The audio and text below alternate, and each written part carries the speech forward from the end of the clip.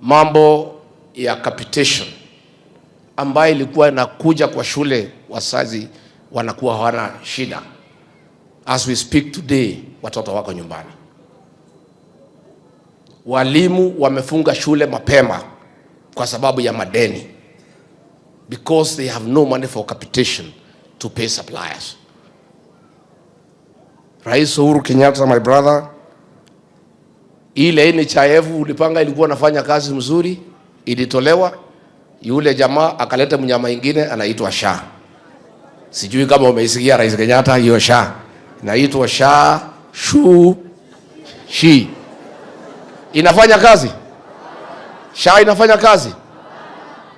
Tumetoka hapo, mambo ya 100% transition ulipanga from primary school to high school is a big challenge. So kelele iko kila pahali.